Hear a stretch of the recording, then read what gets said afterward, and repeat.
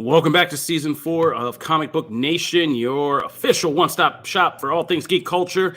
I am your host, Kofi Outlaw, and with me today, if you guys haven't met him, it's been a busy couple of weeks, but here is my core team of co-hosts, Janelle Wheeler. Hello. And Matthew Aguilar is back with us this week. Howdy!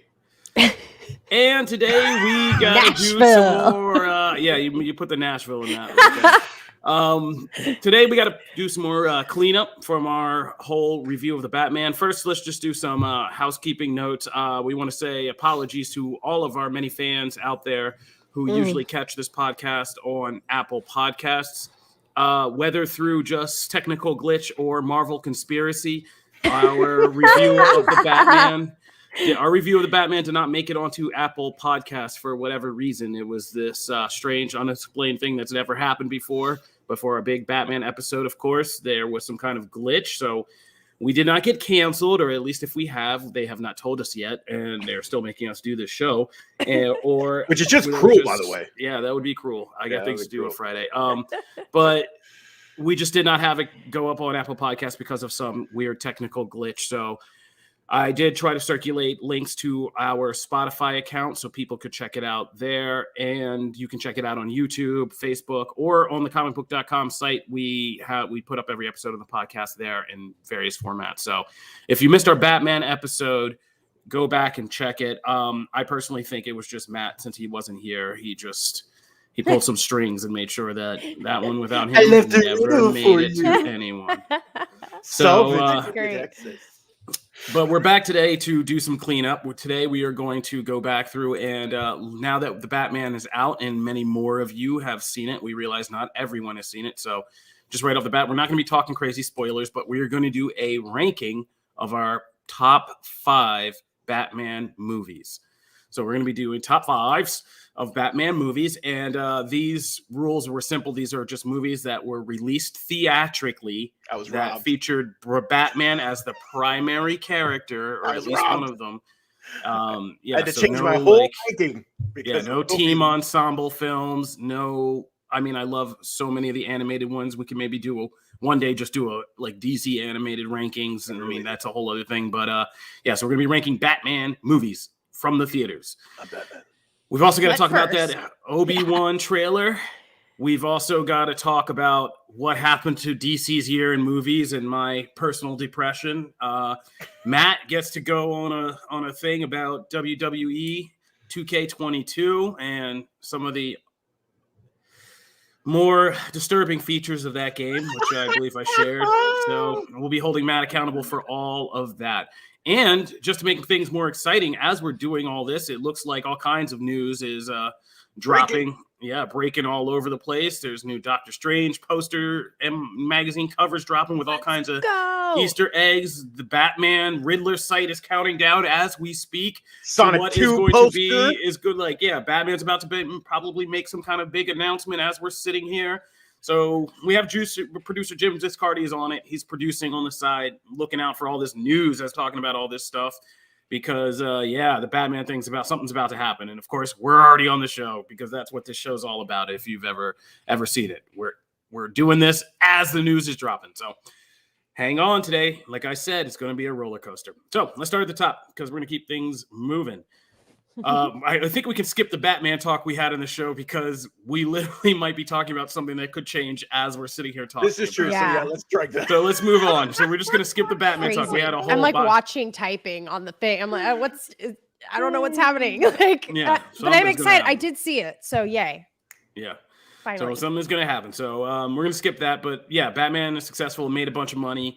He's had the usual kind of mix of people now going nuts with, it's America. So on the one side, we have people going nuts with Batman was always the best Batman. And then on the other side, we have people going nuts with this is the worst and, everything. But in the middle, people seems to be pretty successful, made good money opening weekend. And so that's why something's about to happen probably now with this franchise and the future of it. Other than that, we also got a weirdest place day of, we had to really sludge through some dirt to get there, but Disney's investors call revealed the Obi-Wan trailer. And we got the Obi-Wan trailer, but man, was it a journey to get there. first of all, just if you don't know part of our job in the industry, like these Disney investors calls, we get to sit in on some of them and listen to them and just kind of hear what they're like. And bruh, this one, whew, it is getting wild out there. I guess people have been inside too long, but it was a lot of crazy shouting at Disney people about every pretty much subject that Twitter is fighting about right now. Yeah. It was just like a rundown. Every time somebody got up, we're like, oh man, this guy sounds oh, here we go. So they're getting a lot of negative, like a lot of hate. It's like, why has Disney submitted to the brainwashing of fill-in hot political point? Like, Oh my I mean, God. they made a lot of, there's a lot of hot topics, and it's just, boy, I'm sure somewhere like Disney PR was like, this is going to be hell. Did they expect this, or did it kind of catch them off guard? Now. I think it's just part of the gig. Like, so they were ready. Like, that poor man. They have a poor man that has to just read the same like weird corporate like monotonous thing. Like, we refer you back to what we said to the investors. And then they have to actually vote on the crazy stuff these people are like putting up because they're like motions. They're motions to like change the company. Like, let's not teach, like, anyway. So moving on. We got the Obi-Wan trailer out of all of that. So here we are we got this Obi-Wan trailer, and it's a teaser. And my reaction is it was a good teaser. It was pretty much everything I thought this series is going to be.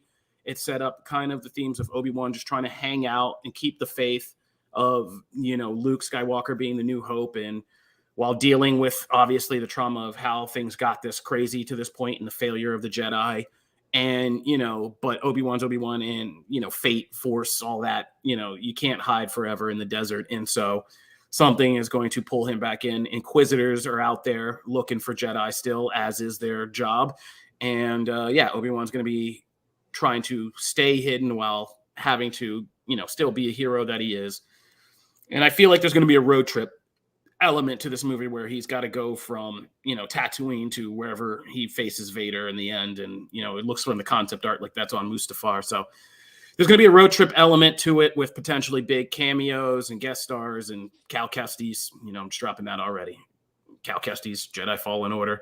It looks pretty exciting. And I thought it was dope. Ewan McGregor being back is dope.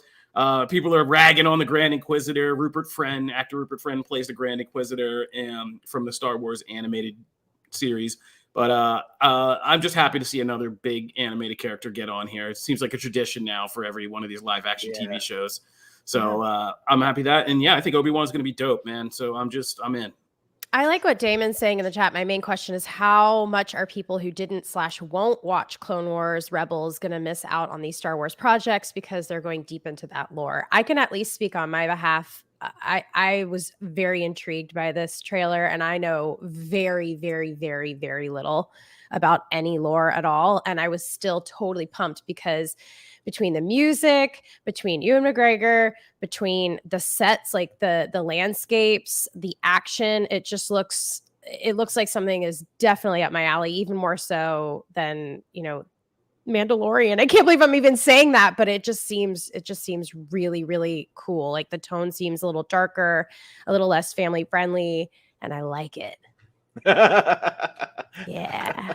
All right, Matt. I look, this is the one that I was kind of like least like excited. And it's not anything to do with anything of like the character or whatever. I'm just like not the biggest like Obi-Wan person, right? Like there's just not the character that just like clicks with me. So like I was like, okay, I went in and this, I feel like this is a good teaser. Like it actually got me more excited for a series I wasn't really excited about. So I feel like at the end of the day, that's its job, right? Like it's supposed to entice people like me. So I feel like, hey, cool. Like I am excited for, some of the, like that tradition of bringing in some of those characters is like an extra added bonus to me. Like, I think that's really cool. And that actually gets me excited too. Do you really think they'll pull the Cal Kestis trigger? You're muted. Yeah, I know. I'm saying, I don't know if you can hear me. My whole thing froze because I simply clicked on an image. Dealing with high technology over here at the home studio. I think here's what I said, because I wrote up a piece for Comic Book saying, will they, won't they on the Cal Kestis front? And what I kind of came down to is, here's the deal. This is one of the rare opportunities you're going to ever have to have Cal Kestis in live action in a way that doesn't trip up with, all the questions of what happened to Cal by the time of Star Wars: A New Hope, and does not interfere at all with like Jedi Fallen Order 2, if they want to do that game, because this is set 10 years after Revenge of the Sith. Jedi Fallen Order is 5 years after Revenge of the Sith. And so that 5-year span leaves enough for another game to happen. And you don't have to actually deal with what happens to Cal by the time that, Luke starts to bring the Jedi back and where he is and all that. So you don't have to do any of that. More to the point, every single one of the main characters in that game is an actor who is very gettable for TV. And that's no shade on any of the actors. Cameron Monaghan, even if it's just him, from Shameless and Gotham. Like, these are people, these are people we can easily get for a Star Wars TV show. And they're all modeled after, their faces were their characters in the game, except for the alien guy for Grease. But, that's just prosthetic work. So we can make it good for the fans, bring the actual actors from the game, just like Bo-Katan and Katie Sackhoff, bring them in. It's easy to do. It's just like, it's easy to fit in the story because Obi-Wan needs a reliable ride, right? At some point, like, dude is going to need a reliable ride.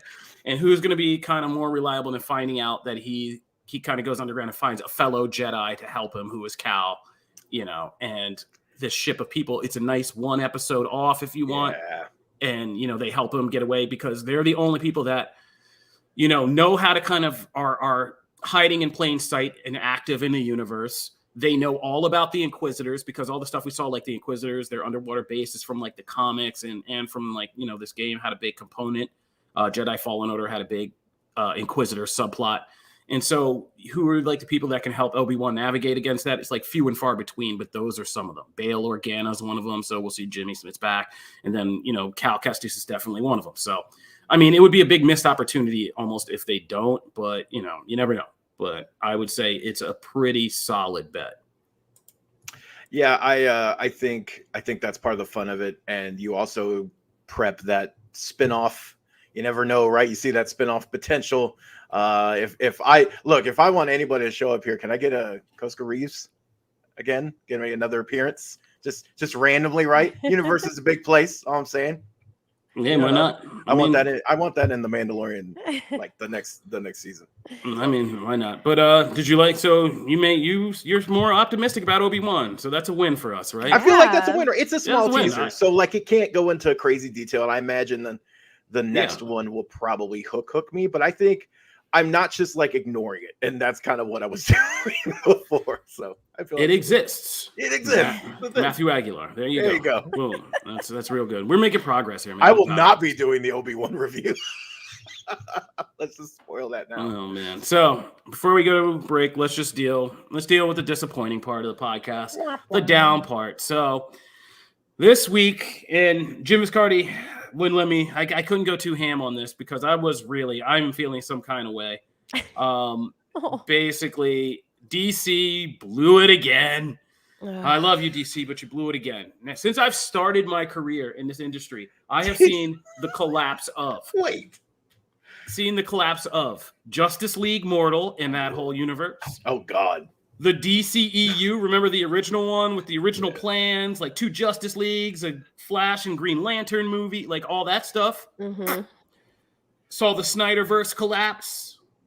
Yep.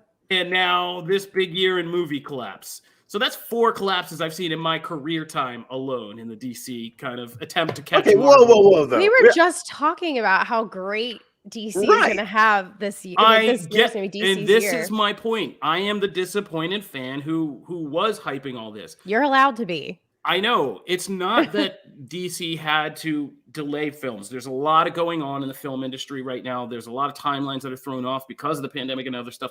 I get that. But like, nothing is certain here. It's uncertain sands we're still on. But yeah. Mm-hmm. If this had just been an announcement in like the press, DC is having these films come out. Now DC is not having these films come out. That's one thing, right? It's another thing when you pay the money and put something up in the Super Bowl to tell us all, yo, get hyped. Year of superheroes, 2022. DC's coming with that noise. Here's 4 films. We got graphics, we got sizzles, we got it all. You should get hyped. This is our year. We're making those Marvel moves. This is it. DC Universe. Here we come. Yes.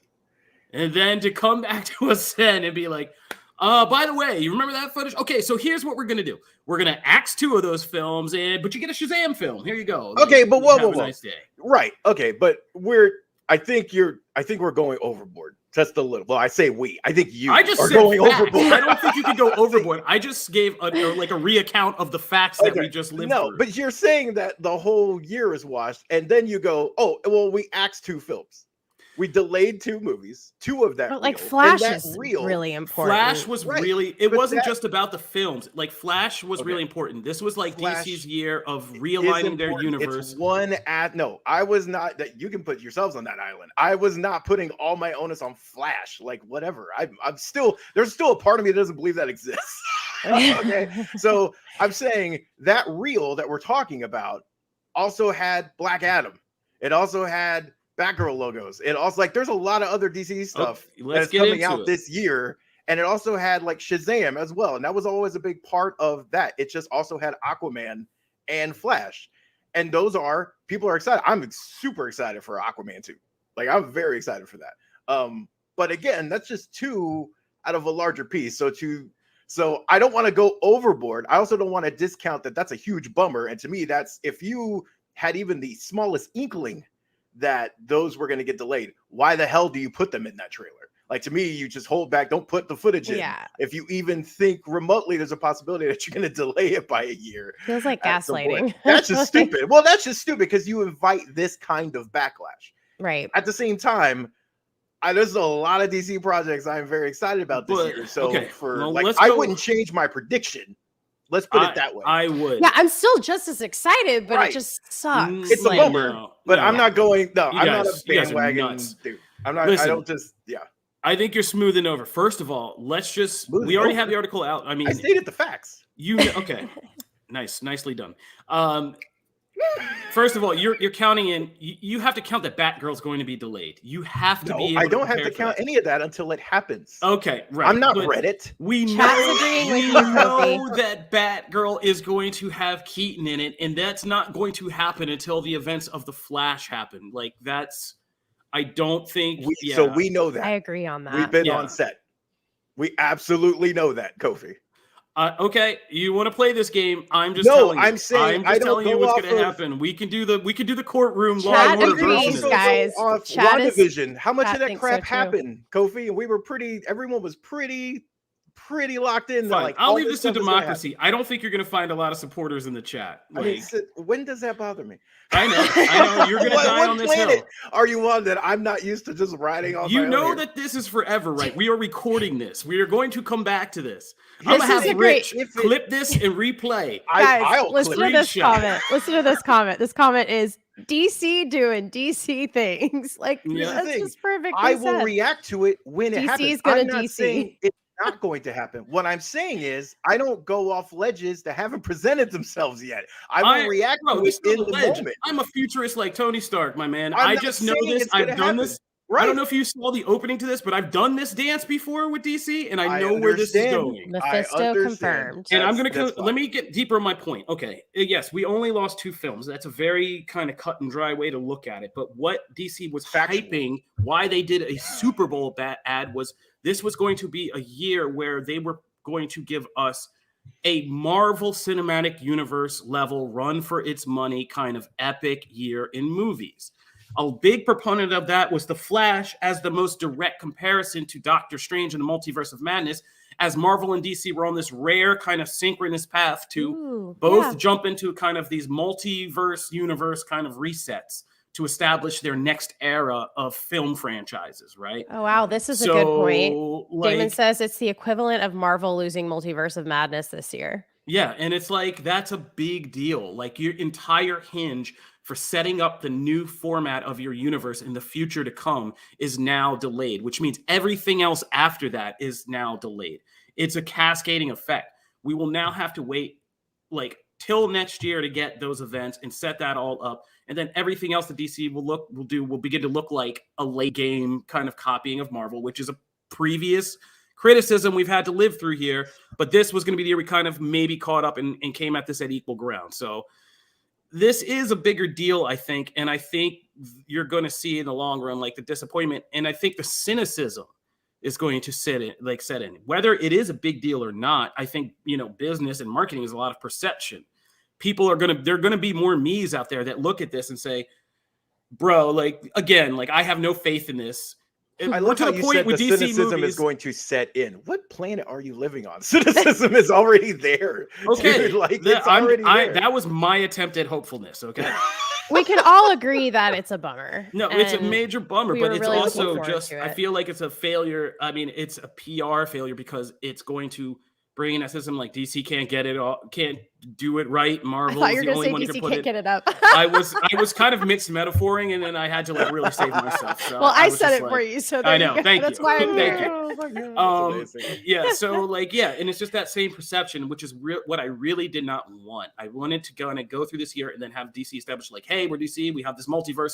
Here's the Batman. Here's the Joker. Here's these, new DCEU, if you will, with these new characters, Batgirl, Supergirl. Like it was all going to be kind of a nice thing wrapped up this year. And now, like I said, it's just kind of delayed. And I love the Shazam franchise. I don't think giving me 2 Shazam films that will now obviously be connected to each other in some loose kind of way is the same equivalent of a spectacle that we're going to get. And Batgirl's getting delayed. Just putting that out there. Do we have a reason why they delayed everything? Bun is asking in the chat. You always hear things, but it's not, not officially, no. Do you think that they'll learn from this, like the PR and all of that? Do you think they'll be making mistakes like this in the future? I don't think it was. I'm going to say to everybody at Warner Brothers, because a lot of good people at Warner Brothers, I don't think it was a marketing failure. Like Matt said, I think you need to just read the situation at face value and ask just kind of real kind of core questions like, why would you put this stuff in a Super Bowl ad if you weren't going to deliver? And obviously the question is because up until something happened, you thought for sure you were going to deliver. So this is more, I feel like kind of like force of nature, act of God, when I'm one of those things that kind of really just disrupted, which I don't know if you've looked around at a grocery store lately, but everything and nothing is certain in terms of just the reliability of things because of all these different things we've been through, right? Right. So that's what else. Well, that was a perfect place to put a cap in that. Yeah, perfect place. Good cap in that. Disappointment. Urgh. All right. So we're gonna take is there anything else we need to do? And anything happen on the breaking news front? I don't think so. No, just Doctor Strange cover. Riddler, what are you out there doing? All right. So we're gonna take a break. When we come back, it is time to rank our Batman movies top 5s. This is for all the marbles, kid. So come back and see how everybody measured up in their Batman rankings. Comic Book Nation, we'll be back.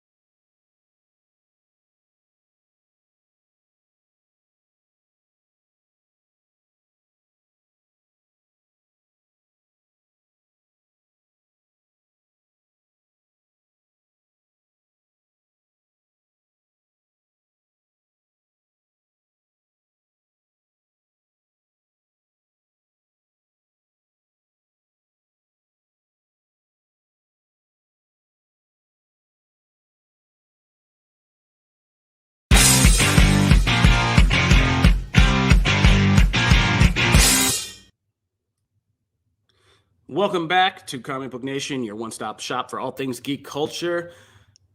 We have a new addition to the team. I mean, I get so used to this because our boy Richard has been punching the boards for all 4 seasons of this crazy show. For that, I am sorry, Richard. I'm sure better things are going to happen with your career here. As long as we cover Star Wars. Yeah, no, Richard is always down for some Star Wars. But we also have a new podcast producer, Peter, who has been in the mix, who you probably know because he's killing it on the graphics front. If you haven't seen some of our show images lately, we're really we're stepping up from, and not to say our old design team did anything bad. They did a good job, but Peter really puts the love in. Like our Batman image today is looking real nice. So thank you to Peter, and everybody say hi to Peter because he is behind the scenes, and I don't think we've given him a proper introduction as we threw him into the fire of these last crazy weeks of doing this badness we call a show. Oh man, my ring light.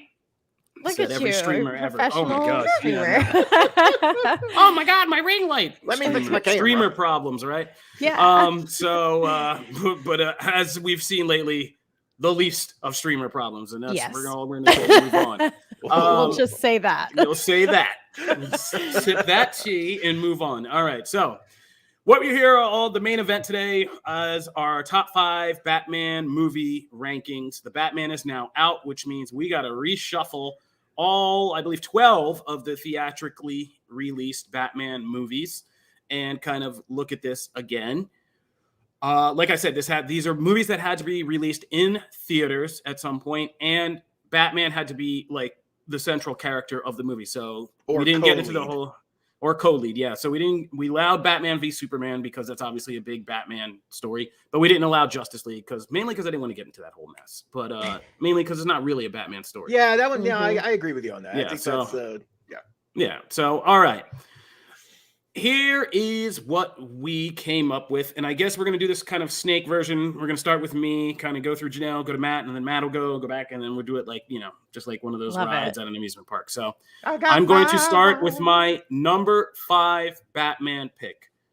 Yeah, there are 12 movies I wrote up, and these are our top favorite. Yeah. By the way, like there are a lot. There's love for all of these. These are our top 5s. These are not 12s. So Batman Forever and Batman and Robin are not on any of these lists because they're way down on everybody's list. Don't worry. I love you, Arnold Schwarzenegger, Mr. Freeze. Yeah. All right. Moving on. But our top 5s, we're mainly here just to give you kind of more of our reasoning about why these are our favorites. So this is all positive.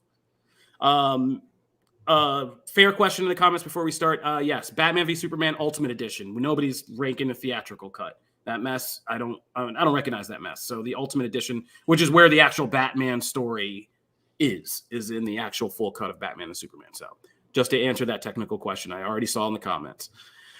My number 5 pick for my top 5 Batman movies of all time is Batman Begins. Ba-ba-bum. That is the logo for Batman 89, but we mean Batman Begins. Because I was looking at it, I was like, what? There we go. Yeah, there it is. So Batman Begins. And Batman Begins is my favorite because I believe that Christopher Nolan stepped into the Batman franchise at a time when, like, the Batman franchise was dead. Like, if you don't remember this, like, I wasn't even in this industry yet. This was like, 2005, 2006. But Batman and Robin had broken audiences. They were like, this is enough of this Batman crap. We've had 4 films shoved down our throats. There is a lot of Batman content. Yeah, from 89 to like 99. Like, this is all just too much. And Batman and Robin was a joke. And so it broke the franchise, and Warner Brothers didn't know what to do with it. So it got down to the point that they let this little indie director, who Christopher Nolan was at the time. He was just an indie director, really. He had made hits like, notable hits like Memento and, Insomnia, but he wasn't at all a blockbuster director that we know him to be today. And they let him take on the Batman franchise. He wanted to do this grounded, real world take on Batman. And he cast this movie with like almost all English actors, and people were like losing their minds. Nobody was behind this. Like, opening weekend, Batman Begins was not a big ticket item. I was there opening weekend just because I lived next door to a movie theater. And was like, let me go see this new Batman movie. The marketing wasn't that strong. Like, it was all just kind of like, eh. But when people got in and saw it, people were like, whoa, like, this is crazy. Like, this new vision of Batman, the non-linear storytelling in the beginning to do the Batman origin and how Bruce Wayne actually step by step became Batman. and treating it like high cinema for the first time with, like I said, English stage actors and like really accomplished thespians, and taking on these comic book roles and doing it in this different way that was different from Burton and everything. So it didn't even do that well in theaters. But Batman Begins was also hit that time when like home video, DVD, and all that stuff really gave some franchises of film second life. And it really caught on at like wildfire once it was on home video. And then now we got the Nolan Batman franchise that everybody loves. So yeah, the reason why it's number 5 and not like I'm sounding like I'm describing one of my top picks is because there are a lot of problems in Batman Begins. Okay. The bat suit was ridiculous. Christian Bale nearly like went mad just trying to turn his head. Katie Holmes remains one of the worst miscastings in the history of comic book movies, and is just drags down every scene in that movie that she's in. And the non-linear Nolan stuff, while I loved it as a Nolan indie fan before I ever saw this film, it confused the hell out of a lot of people. And they weren't feeling it until mainly the second act and the third act, when you get the twist with, Liam Neeson and Rose and all that stuff and the traditional superhero battle at the end. So Batman Begins is great, but it's far from perfect. There are some really kind of clunky parts to it. So it is just my number 5. Oh my gosh. Okay. So I love it. Like, you're making me want to rewatch it right now so bad. I have to preface. Oh, and that voice. I'm sorry. Yes, that voice too in the first one. My God. I was just about to say that. That's so great. But okay, so I have to start with this with me. Like, my Batman picks are very nostalgic. Like, the only reason why Begins didn't get on my list is just because that's like the new school, like in my eyes, like not when I was a child, Batman. And that one was really tough for me because number 5 for me was between Begins and the one that I chose, which I'm probably going to receive a lot of flack for. But my number 5 is Lego Batman movie. I just cannot tell you how much I enjoy this film. It is one that I watch over and over again. This is probably my most watched Batman movie, which is crazy to say, but it's easy. You can watch it, have a good time. It puts you in a really lighthearted and happy mood. It's so campy. In the theater, I was laughing out loud annoyingly, and it just felt great to watch. There's so many inside jokes. There's so many Easter eggs. Like, within the first 6 minutes, they introduce like every core villain from Batman ever. Like, it's like immediate overload of information of Batman. And here's the other thing. If you don't know all of the Batman knowledge, you're still going to have a blast watching this. Like, this is something that anyone can enjoy. And I loved it. I just thought it was amazing. And I can't not put this on a list because of how much it's like a guilty pleasure. I just really, really love it. And some of these other films are actually hard for me to watch, even though they're really, really good. They are difficult to watch. This one is just easy breezy, such a good time, makes me feel good. So yeah, that's my number 5. Respect. Yeah. Respect. I love Lego Batman. It's so good. It's such a fun movie. To me, it's my favorite Lego film ever. And Lego anything, game, film, whatever. Like, I love it. My favorite part actually is one of the first scenes where Joker is like describing why he's like Batman's greatest enemy, and he tries to be all creepy, and then he's like, "What? Am I supposed to be scared of this?" Like, Will Arnett as Batman is great too. So good. It's a good pick. I support this. It's so fun. So for mine, number 5, I will probably get just as much flack as you because Batman '89 is my 5th favorite Batman what? movie. Sorry, yeah, I had to. I know. Oh, but my list is gonna get some flack. Don't worry, it's all good. It makes me feel better, Matt. Yeah, Batman '89. Look, there's a lot to love about this. I enjoyed Tim Burton's take on this franchise. The suit still stands up despite Keaton not being able to turn, like all that stuff still stands up, still looks great, and frankly that's why it was made, so it would look cool. Same way with the Batmobile. There's so many iconic designs that we still look back on with fondness because of this Burton world. And Keaton as Batman is you know, still stands up. But to me, the reason why this is number 5 is all about Nicholson's Joker. That take is so unique and probably antithetical to like what we've come to now understand as the Joker. The more takes of the Joker are darker. The movies would then go that way as well. This Nicholson's Joker balances that. He has an edge. You don't want to screw with him. He will kill you. But it's done with this kind of lighthearted. It's just a very unique balance, and it's hard to capture. And there have been a lot of Jokers since then. But this one still, if you say Joker, I would to someone and go, you know, what comes to mind? Yes, you'll have a lot of people that will talk about recent things, but you will have a lot of people that still refer to that version of the character. So, you know, but why it's number 5? There are things that stand out about it to me visually and certain characters like the Joker, but like overall, you know, there's like a lot of characters in this movie that just feel kind of, you know, disposable. This is Commissioner Dent. Like you could swap them with Commissioner anybody. Gordon. This you know, is Commissioner Gordon. That's like the most we get. Yeah, like, you know, Joker's henchman, you know, guy. Oh, wait a like, minute. Don't you talk about Bob. Because my life goal is to get me a Bob. No, I'm saying there's a lot I want a guy who, when I have problems, is over my shoulder with the gun immediately, and I'm just like, Bob, chill.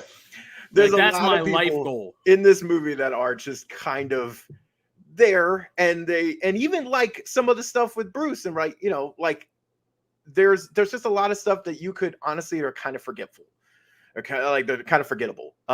So I don't know. Like overall, I remember designs, I remember characters and things like that, but I could not retell you like the entire plot off the top of my head, because like it's fine. That's not why we were there. So yeah, that's Batman 89 for me. That's why it's number 5. All right. You obviously did not see my note in the chat because you're back up. It's a snake draft. You are back all right. up. And you can announce number 4 for all of us. Number 4 is The Batman. This one is, I mean, obviously, it's no better time to talk about The Batman. Yeah, let's just note this is across the board. So we're just going to knock this one out fast because we all put The Batman at number 4. So and I don't know. I come away with like there's so many cool things about I love this world that Reeves created more so than most of the actual characters in it. I actually just really love the world and like referring to characters that are just like characters like, oh, that's the Riddler. Oh, that's Batman, and not saying it with the kind of meta wink and a nod to like justify its existence. Like I like that this world exists and it's cool and it's okay to embrace that. So I love that, and I also think this is one of the coolest Selena Kyles. Like I think this is one of the coolest Catwomans we've had in the movies. She killed this role for me. That's where I stand. What do you guys think? I put it at number 4 because I'm largely with you. I think that there are elements, like I said, if Batman Begins, I think it's the same thing for me. There's such a strong vision at the core of it. Matt Reeves made the most visually stunning Batman movie I've ever seen. With just the composition with the music, the way it's shot, and the way the characters are composed and kind of presented is its own world in the way that Burton kind of made it his own world too. It has elements of familiar Batman things, but it is Matt Reeves' own world. And like I said, Nolan did the same thing, but his first time out of the gate, Nolan was also imperfect. And I think his first time out of the gate, Matt Reeves is also imperfect. But I think that what Matt Reeves achieves in his imperfect movie is a little bit higher than what Nolan did with his first movie. And so that's how I kind of came to number 4, which is I feel the same way about Batman Begins as I do the Batman, except I score the Batman a little higher than what was achieved with Batman Begins. Because, man, Pattinson kills it in that Batsuit, boy. And like you said, the Catwoman, the female lead was, while still not perfect, was still better than like Rachel Dawes and freaking Batman Begins. And so the villain and kind of the plot line. So, so it was just a solid number 4 for me. And that's not to take away from it. Like some people think in the comments already that that's not high enough. But trust me, I have reasons for my top 3 Batman movies after this. Janelle? Yeah, same. I agree with you guys. I will say this. It's a little unfair because I've obviously only seen it one time, and it might change. Honestly, my ranking might change by the time I get to watch it a few more times, obviously these have my other picks. I've seen quite a few times, but same, the vibe overall was just super up my alley. I love the aesthetic. I love the music. Some people complain there wasn't enough action. I'm okay with that. Like it wasn't a typical like superhero type movie, and I kind of like it for that. And so I get some people not liking it for that reason. I did like it for that reason, and I'm super intrigued. I feel like that's the best word for me. Like I'm intrigued to see where this goes if they give us another one. I'm intrigued to watch it again and just like find out more about him. And I feel like I did. I feel like I got to know Bruce Wayne and like the Batman a little bit more with this film, and that's why I really enjoyed it. All right. This makes no sense, but let's keep snaking in a weird way. Janelle, why don't you go ahead and just go with number 3 and then send it back to Mac and send it back to me. Yeah. Oh my God. I'm glad I get to start this one out. My third pick is, I'm just going to keep saying it, nostalgia. This was a very important film to me as a kid. I think this is my first like adultish type film. Batman Returns. Michelle Pfeiffer's Catwoman is my favorite Catwoman ever. I convinced my mom to let me get like the Catwoman outfit and wear it for Halloween, and I would wear it around the house and like crawl on the ground. I know this is a lot of information, but I loved Catwoman in this. And I loved Penguin. Like it's just classic. Like it's just so good. It felt so dark for me to watch this. When I was younger, I was kind of immersed in this darker style film that I had never really experienced before. So it was kind of like life-changing for me, and seeing this, I love it. I can watch it again now. I'm not cringe. Like I just think it's still holds up, and that's what I love about it as well. So yeah, Batman Returns for me, number 3. Awesome. Matt, you hit us with your number 3. You sure you want me to do this one? Uh-oh. I'm scared. Oh boy, let's go. You sure you want me to do this one? You don't want to go first? Let's go out. We outside. Let's go outside. All right. So The Dark Knight is my number 3. My God. Yeah. It's look, all I have to say is Heath Ledger. That's all I have to say is Joker, and what an amazing performance. And one of the like just character, like people just occupying characters. We talk about that all the time, right? In movies and becoming those people. And this was just incredible. It was still one of my favorite renditions. If not, it might be my top. I think so. I'm pretty sure. I have to think in my head. I actually hadn't thought about that. We should do that list at some other time. But that's just it's so wonderful. And again, it just gets to play in that playground again of Nolan's universe. So why is it not higher then, if that's the case? Because I love the back and forth between Joker and Batman in this movie. It's because there are times when superhero movies like take on too much, and I really thought I wanted more for Harvey Dent. Like I actually wanted that. Like honestly, to me, there are a lot of Batman villains that could honestly be their own movie. Like they need to be the focal point of the movie and not a side character. There's a lot. Batman has a lot of villains that could act as side plots to other characters. That's fine. But for someone as iconic as Two-Face to kind of, and I like certain aspects of how he was woven into the plot with Joker and things like that.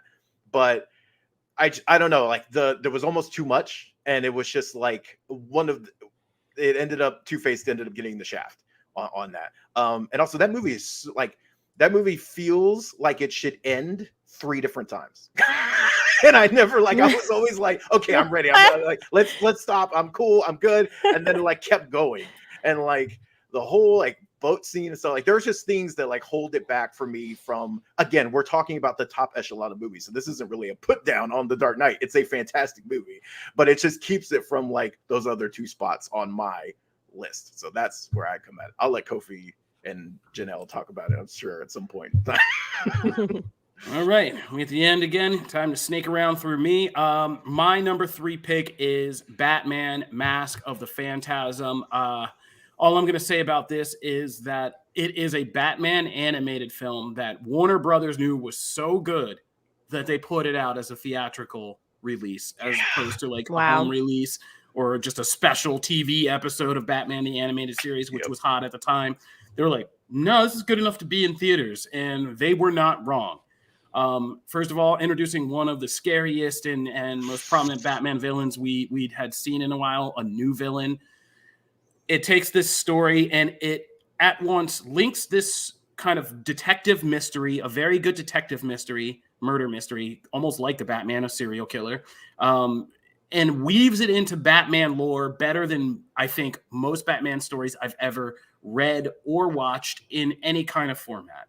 I mean, the whole backstory of what's going on with Phantasm and where it comes from is tied to all these flashbacks in the past that kind of unravel and even end in a very big twist about like who's really responsible, and sets up this awesome end battle and features a badass female protagonist in this and like a femme fatale. And so it is basically the Batman in a lot of ways because it's a detective noir story, just in animated form. And it is just some of the best Batman storytellers we have, like Bruce Timm, Paul Dini, you know, all those guys and gals who were working on that series. And yeah, they really put together just one of the best Batman stories I've ever experienced. And if you don't believe it's that influential, I mean, they're still doing it. And now some of the most sophisticated Batman storytellers like Tom King are still borrowing from this film and kind of drawing from it. So yeah, Batman Mask of the Phantasm is, for a long time, and before like even The Dark Knight, was ranked as people's still like top, 3 or top 1. So there's good reason for this.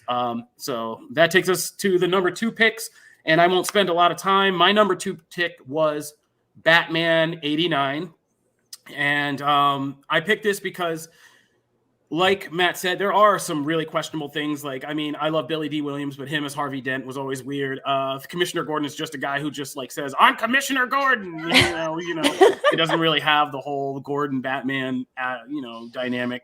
Gotham is a little weird, but Batman 89 is my number 2 because it's more than just a movie. It was a cultural milestone and a phenomenon. I was a little kid in like 2nd grade when this came out, and this is when, for me, and I think for the world, that superhero blockbusters were truly born from this movie, because this wasn't just the movie. I mean, the movie alone just changed everything about Batman, like straight up and down, just changed everything about the character, alongside the timing of Alan Moore and Frank Miller, just completely turned this character from what he had been into a vision of Batman that we're still living under technically and influenced by. So there's that small feat. But this whole package, the movie, the soundtrack by Prince, oh my God, merchandising. I had every trading card, the costumes, the Halloween spinoffs, like all of this stuff gave birth to the modern superhero blockbuster. This was the film that told film studios that were like, whoa, like this, there's big money in this, and we should take this seriously. They wouldn't get it right. The formula would go so wrong for so many years. But this was the birthplace of that. And Burton really, in this film, kicked that off. And so, yeah, it was just, I mean, just the experience. I mean, it could be just my personal bias of childhood experience. But Batman 89, I rank really high as being this transformative, more than just picture. It was just a milestone for comic book films and for the Batman character. And I think, and there's nothing that will ever take that away. So that's my number 2 pick. Let's go back first. Yeah, no, that's not just you. It is amazing, and I'm with you. I also picked Batman 89 for a number 2. Again, nostalgia. I love these films. They remind me of my childhood. I was really, really into all of the darker stuff, and Tim Burton in general, just everything he was doing and everything. He just fit a superhero film into his aesthetic, and it was so good. It was just awesome. Fun fact, did you guys know that Robin Williams was cast to play the Joker first? Yep. I didn't know that. Crazy? Yeah, I know everything about that movie. It's crazy. Yeah. I found that out. They never wanted him in that role. They just basically manipulated him, poor Robin Williams, and so he like forced Warner Brothers to apologize to him. They were just trying to get Jack Nicholson to say yes. Brian Flores. It's messed up. But Jack Nicholson in that role, he scared he scared me so much, and but also like made me laugh. I don't know. It was my first time really like loving the Joker. And yeah, it was both serious and camp at the same time. Like some things were just like so over the top, but then other things were really down to earth and believable. And I loved how that all fit together. So I could just go on and on. Batman 89 is amazing.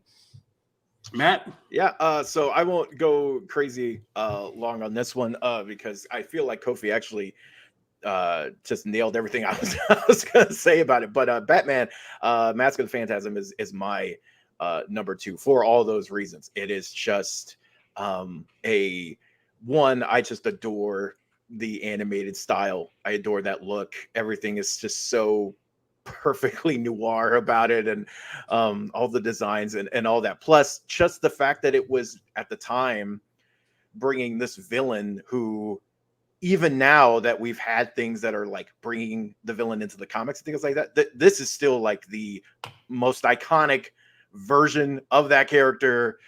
It's amazing what they did in an animated movie, and so much so that like I hold this up to, for a long time, this was my top favorite Batman movie.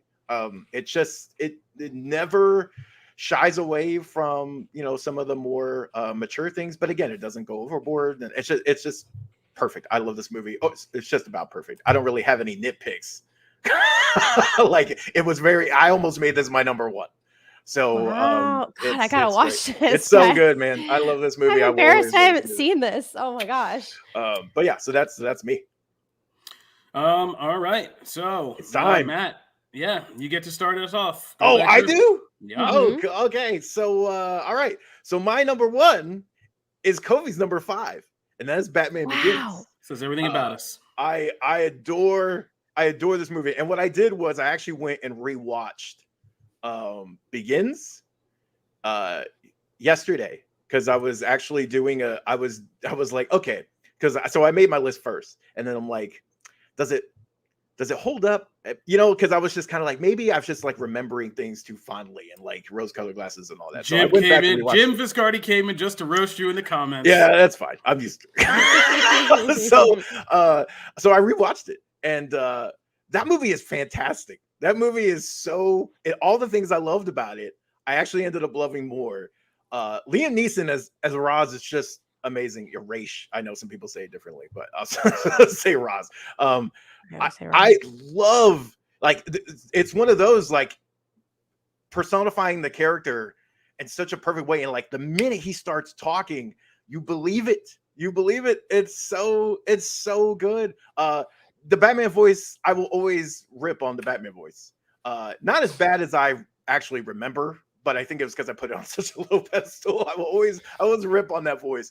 But the things that bothered me when I first saw it, so like Katie Holmes, Rachel Dawes, the voice, did not really bother me to the point here where I was like, they take anything away from all the things I absolutely love about it. This journey, like, what a bringing in Batman's origin and the way Alfred is worked into that, and they're back and forth with him. Like, he's a real tool at the beginning of that movie.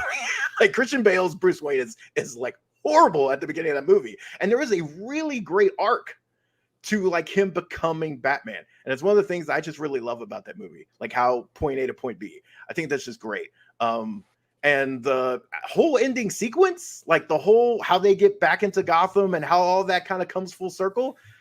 Oh man, and Lucius Fox, Morgan Freeman's Lucius Fox is phenomenal, and all, like, it was like just actors getting to just play in this ridiculous toy box, and I loved it. So yeah, this movie still, I've rewatched Batman Begins probably the most that I've rewatched Batman movies, other than Mask. Lego. I'm just kidding. And I love Lego, but like I will rewatch it again. Like, it's that good to me. And the other two were excellent as well, but they didn't quite ever hit that high spot for me. Batman Begins just rules. So that's my number 1. I'm not gonna lie, I'm probably gonna go and rewatch Batman Forever. Don't let this man influence you, Janelle.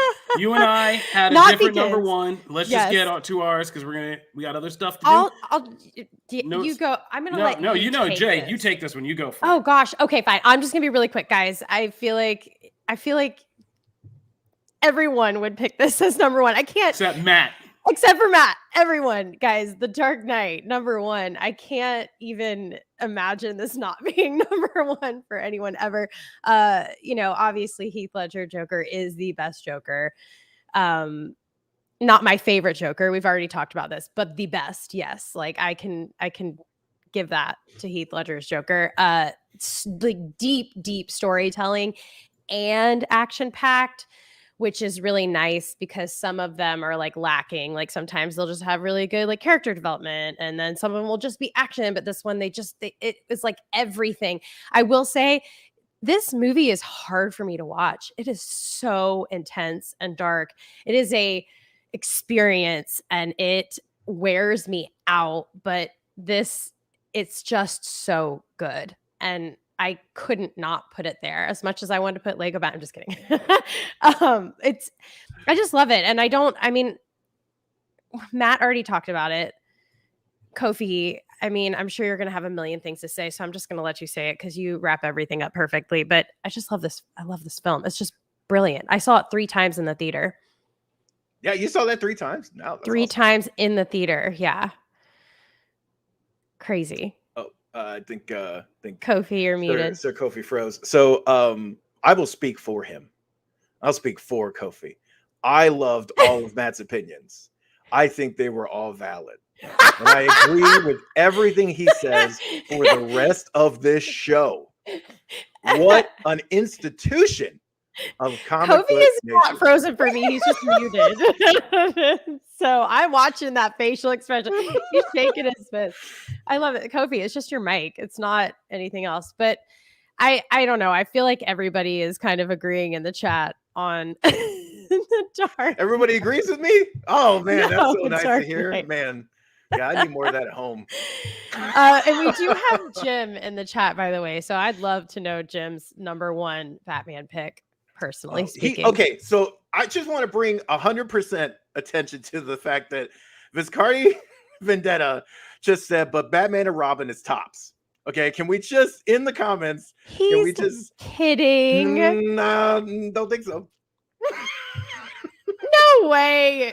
He's got to be joking. He just said tops again. I am back. My God, I was frozen. We're off the rails, Kofi. Stupid Help us. Batman Tops site. again. Stupid Riddler. Froze my entire thing. I'm stuck in this horrible cycle, and I might get stuck there again. Maybe. Stupid Riddler site. This stupid Batman game.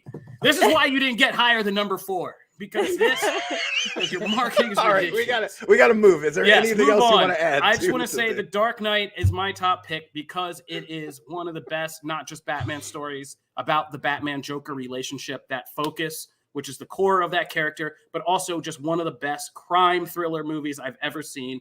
And unlike the Batman's villain, this villain actually had a plan that makes sense, worked, and surprised and shocked us. Mm-hmm. So Heath Ledger's Joker, just the whole kind of storyline about him and his unfolding plan was actually really good. And the boat scene's more messed up. And if you watch the boat scene in the context of today and just how opinions are and people are, like, yeah, that thing still holds up as very powerful. So love The Dark Knight.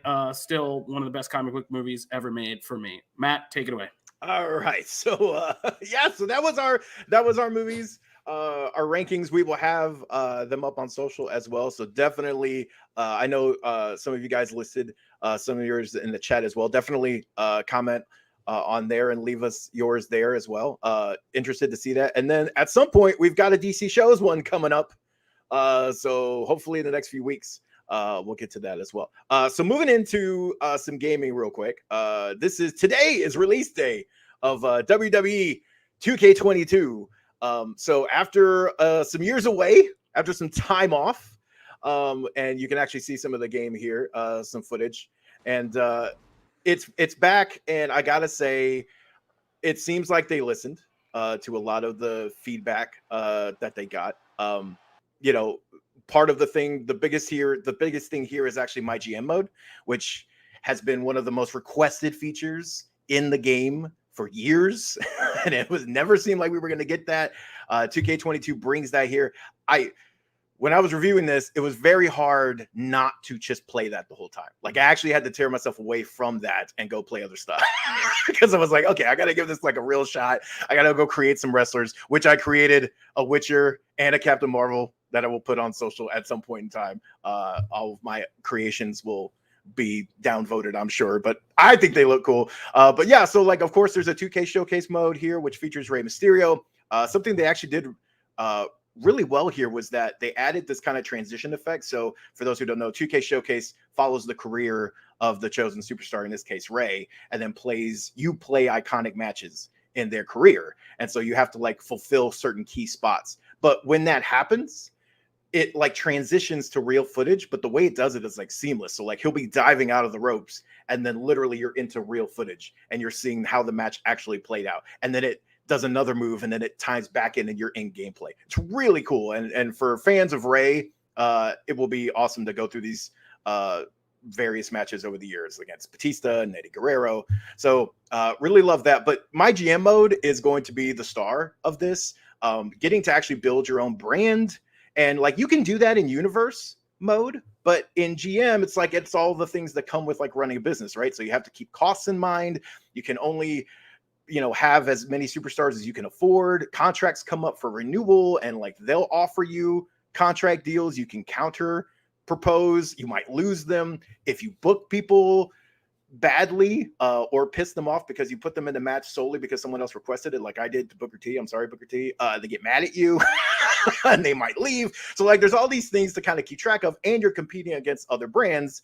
And so you're vying for ratings and fans, and you're listening to social media. There's just so much to this mode. And even then, it's a little limited. Like I wish there were a couple other things that you could do. Like you can only have 2 champions per brand and things like that. But all that stuff is like stuff they can improve on in the future.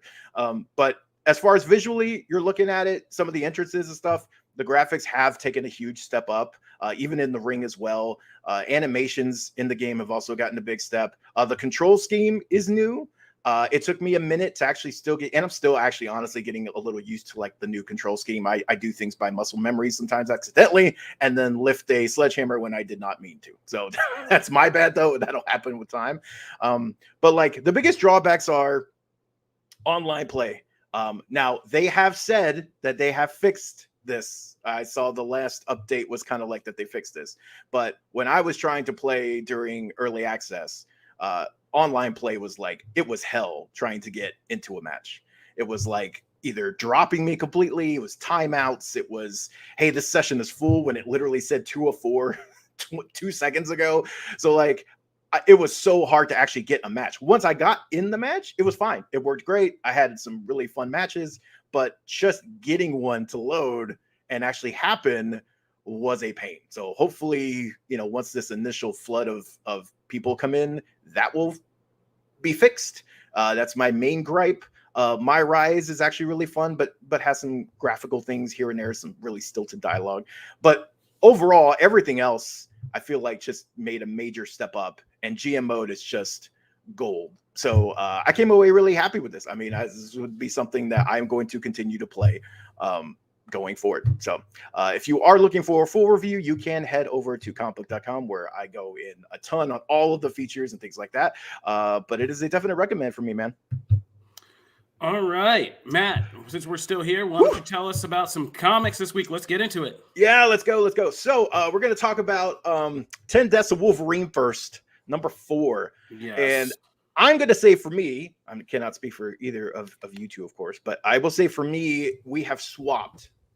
And Deaths has become the most compelling book of the Wolverine series. I am like, I want to read Deaths now, especially after this issue. Obviously, spoilers incoming for Deaths of Wolverine number 4. So if you have not read it, I apologize. But we're getting into like multiple futures here. We're starting to see how all these things play out and come full circle, and why like we get like a mission with the Wolverine family, like hunting down Moira, and you're seeing all the things from like House and Powers start to come into play. Oh man, like I was just like, I read this so fast. I read this issue so quickly, and I was like, I need the next one. I need it now. So for me, that they've kind of swapped, where we were really high on Lives at first, and Lives is still good, But Deaths to me is like where it's at. I don't know what you guys feel. This is the thing that really clicked to me for the first time deeply since we did the House of X, Powers of X saga on this show in the first season. If you guys haven't seen that, you guys got to go back to our first season and listen to every one of our breakdowns while we in real time experienced House and Powers of X each week, because it was crazy. Like it was super duper nuts. But yeah, this was the first time I got that feeling again, because I just started out reading and I was just like, this Omega Wolverine. I was like, okay, he's like Terminator Wolverine's a gimmick. But then when this issue started from the very first panel and I realized it was going to be from his point of view, I was like, and then I started seeing like, oh. And like my brain was like firing up and I had to go back like, yeah, this was it. And you're right. Like Deaths is now the book. And I realized why they played it slow, because this is the money payout from House of X, right? And there's still a lot of confusing little details to get through, but like, wow, way to bring it all around. And I wrote up the article about explaining his origin, and they really do. If you go back and look at House of X, it's really slick what they do, because it all comes back, and we're going to talk spoilers, right? Mm-hmm. Yeah, to Moira's sixth lifetime, which was the big twist ending to House of X. They saved it. It wasn't her last lifetime, but it's the one they told you the least about while they did this other story. And so basically we came out finding out that, you know, Moira, that there was this other threat who we've heard like nothing about really since then. Post-humanity, this fusion of like humanity and machines that came out of the war and became something else, who wanted to escape the cycle of like mortal fate and conflict by merging with the Phalanx and achieving this godhood, right? Through X Deaths of Wolverine, what it's kind of come out is that Moira was always the source of that threat, or is now the source of that threat of post-humanity, and this merging of man and machine. And it's kind of crazy because it's this double-sided time loop, right? In the first cycle, Wolverine killed Moira to send her into her next lifetime and leave the whole post-humanity future behind. What we find out in this issue is that Wolverine had a failsafe and a Krakoan seed in his eye, and that after Moira was gone years later, he also time travels when he finds out she's the thing that comes back and causes all of this. And so that's who Omega Wolverine is. It's this Wolverine from the sixth lifetime that comes back and is actually a hero. And so it all flips around. Now, I love that that point of view change, but man, I thought this book went slightly over the top with it, with how quickly we switched to now Omega Wolverine is the hero and Moira is definitely the villain, because no more ambiguity when you go to your ex-lover, skin him, take his face, Leatherface style, and use it to get onto an island, which was just, I mean, if this is the revenge for fridging, I guess, but like, I mean, look, face taking, that was a little bit extreme in like a Marvel book. She knows he's going to be brought back, though, right? So, yeah, okay. And she's guys, I want to question when you guys start explaining away face taking. I think you guys need to chill a bit. Okay, to be fair, though, not even to be fair, like, there's no excuse. Why do I have to say this? There's no excuse for face taking. I feel like I shouldn't have to say that, but okay. But in this context, as far as the turn, she's been pretty burned from the beginning of this series. I mean, it's not hard to see her go to that extreme when literally she was robbed of her powers, exiled, and is trying to, like, is hunted at every turn. I mean, I agree. I can see how she gets to this point of like, well, screw them. They're coming back anyway. I don't care. Like, even though she loved him, she just saw him as a point where she could get access. So I get as far as like her going to that extreme, obviously it is extreme, but then this is also Percy, right? And we've seen some pretty wild stuff in X-Force. I mean, you remember that Domino reveal? Oh yeah. Yeah, that was pretty rough. I mean, that was pretty gruesome. They played stuff in these books. We got to check on that. We need a wellness check. All right. But, yeah, I mean, it's definitely like really, really, really, really compelling. Janelle. Yeah, this is the one that really got me this week. I was all about it. And exactly like you said, I read it so quickly. It's nice to have everything kind of coming together, because when I first started reading these, obviously without all the same knowledge that you guys have of X-Men, I felt a little overwhelmed and a little confused at times. And now I'm finally getting the bigger picture. It's making sense and it's so rewarding. So I'm really glad that you guys looped me in on this one. Yes, I am very excited for the next issue. Let's move over to DC and Trial of the Amazons. #1. the launch of this much long-awaited event that brings all of the Wonder Woman characters that we've kind of been really getting into over the past like year. Nubia, Yara. Spoilers are incoming, by the way, for this. This is a long book. Yeah. This is a long book. It's unnecessary at times. It is a lot of dialogue. Why? I will say by the end of it, I was like engaged in what the premise is, how we're moving forward. But yes, boy, it took a long way to get there. A long time to get there. It's like this book is just a lot, and there's a lot of setup that like I understand why they had to do some of it, because if you're not reading, look, I'm reading Nubia. I was reading Yara until it was unrightfully canceled. Agreed. I was reading Justice League with a politics in it, so obviously I know where all the key players are already. So, but this book wasn't really made for necessarily just me. It was made for other people who maybe haven't been keeping up with those. So they have to establish all these timelines. Still, there could have been a truncated way to do that, it feels like, and so that the momentum doesn't slow. Because yeah, this book is long. However, by the end, and we start getting all these tribes coming together and all the kind of issues they have, the baggage they have from before, Yara's entrance is yet again amazing, and just like she needs to be in here more. She's barely in this book, and that's a crime. So hopefully she is more involved in the series now that she's actually in this. But I liked it. I just, execution could have been better for me. What do you guys think?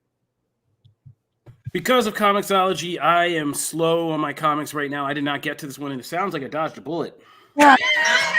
Kovi, you did, in fact. I will say that I was so impressed with the artwork. We'll start with that. Pretty. Like, it was beautiful, beautiful. And these women are drawn they're gorgeous.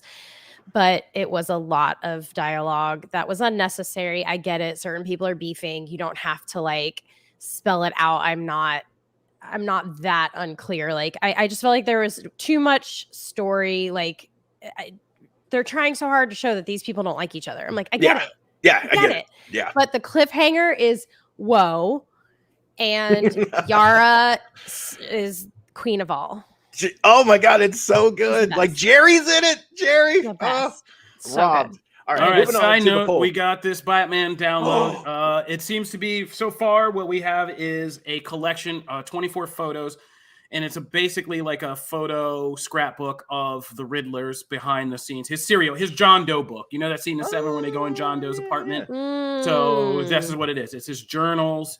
It's all the photo surveillance he did. So photos of all the, mayoral police characters, like all the people he took out, all the surveillance he did, all his crazy, like scribbled serial killer, rantings and designs for the traps he made, like the rat thing into the mouth of the guy, all that stuff. So it's just basically that's pretty cool. Yeah, it's just a journal. I mean, it's pretty freaky, and there's a lot of level of details, but it's the John Doe stuff. So I mean, nice little detail. Don't know if there's something hidden within all that will kind of people will pick up like as they start to uncover it. We'll see. I'm sure how this is all puzzles. I think Matt Reeves took it personally when they said these were brain teasers, not riddles. There's probably some intricate puzzle in there. So we'll see what comes out, but that's what it is right now. Sweet. Moving on to last book of the week, the poll winner. Thank you, everybody. Punisher #1. Jason Aaron's not new take on the character, but I will say evolution of the character. Look, I've never been like the biggest Punisher fan, but I've enjoyed various iterations of the character, especially when he's like teamed up with other people, because the contrasts come out more, because it's fun to play in. Like Captain America having the team up with Punisher is like interesting in itself because they stand for such different things. But I will say this was I really enjoyed this issue. I didn't really know what to expect from it. Having him involved with the Hand in the way that he is allows you to see all the things that Punisher does and does very well, but it also allows the character some room to maybe change and move in some interesting ways. We'll have to see how that plays out over time. But as far as like the premise, I really enjoyed it. It's really cool. Also, I will say, unlike Batman, they talk a lot about Punisher, like how Punisher came to be and what happened to him to make him become the Punisher. That's always talked about in Punisher books, but it's actually not shown all that much. Like that's an origin story that, unlike Batman, where you just go the pearls and like everyone's seen so many takes on that. The Punisher is one that like it, but you don't necessarily. It's not always put in your face. Well, every it's hard to series. put that in your like children. Right. It's so. I thought Yeah. the intro to this was incredibly effective. Crazy good. Yeah. Like it really got you in that did space. such a good job. Yeah. And when you see him, you care. And you're immersed a bit more than just like, oh, hey, it's Punisher again. So I don't know. I really loved that part about it. What'd you guys think? I felt like when I kind of first opened up Garth Ennis and Welcome Back, Frank, which is like, I was at a point then where I was like, Punisher's been done and I don't know what this is going to do, but I'm going to give it a chance. And then by the end of it, I was like, oh, wow. Like, it felt like a renewed Punisher to me. So I've just been looking on the outside as this whole Punisher, changing the logo, making him part of the hand arc is going to shaping up. And, I lived through the late 90s when they made Punisher like an angel. Oh, yeah, I remember that. Like when they went a little anime with it and stuff. Like futuristic angel, man. Yeah, and I was just like, so I had some bad stuff from that. But Jason Aaron has definitely made me kind of cautiously optimistic that this was going to be an interesting new run on the Punisher, because the Punisher as a kind of an embodiment of death and all this stuff, Avengers, and the Hand equally being that kind of embodiment is an interesting pairing. And I think Aaron shows that he's not getting lost in the comic bookiness of it so much as he is kind of taking it and filtering it through a character study. And I feel like that so far is good. And so all the kind of comic bookish elements of it kind of get grounded by this more, like edgy take on Frank Castle and who he truly is. You know what I mean? Yeah. So, interesting.